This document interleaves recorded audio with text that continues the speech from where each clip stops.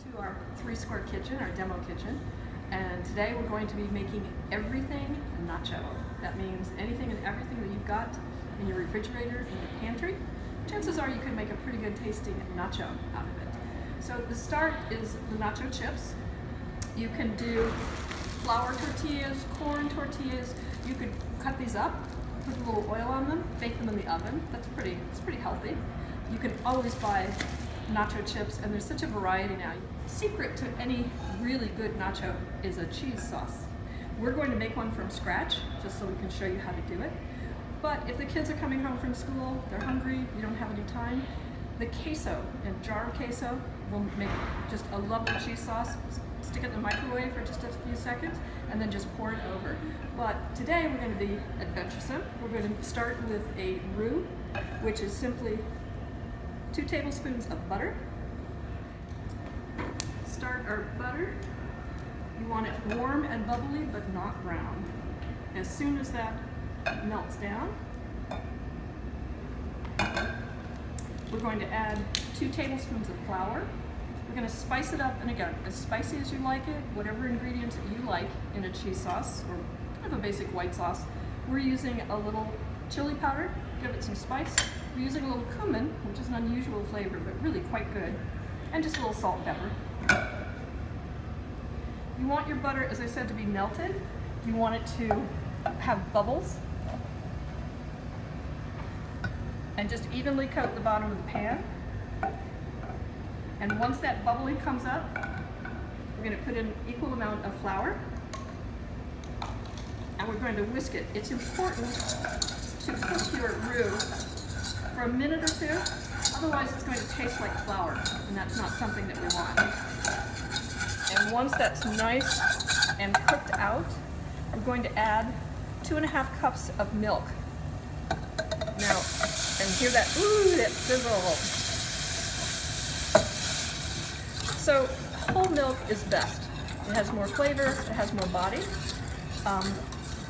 Here at 3 Square, we give the school luncheons. We do about 10,000 school luncheons every single day.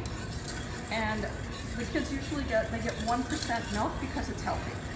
That's what I use, but I put a little cream in it just to give it to make it more like a whole milk. So this particular one was the 1% milk and just a little cream to make it, give it a little more flavor and a little richness to it. But whatever you have in the hand, if you have 1%, even low fat, no fat, but you might want to add a little more butter and a little more flour just to help it thicken up. Once this thickens and comes to a boil, so when we've got this nice and thickened, we're going to add our cheese. Now I'm using cheddar because that's what we had. You could use mozzarella. You could use pepper jack, would be an interesting. Pepper jack cheese would be an interesting combo because it has that much more flavor. It's got some spice in it. So now that we've got this done, we're going to put a little salt and pepper. And always do it a little bit high so that it goes evenly around. We're adding our chili sauce.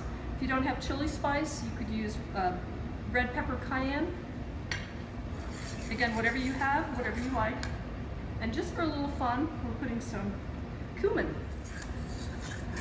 So this is what we're looking for, and that cheese is going to thicken up. And the whisk is the best utensil for this because it really gets down to the bottom of the pan, it incorporates everything. We'll let that sit for a minute, and we're going to start assembling our nachos. We've got our chips. These, we happen to make these, but you can just buy them in a package, and we're going to pour this lovely sauce right over the top.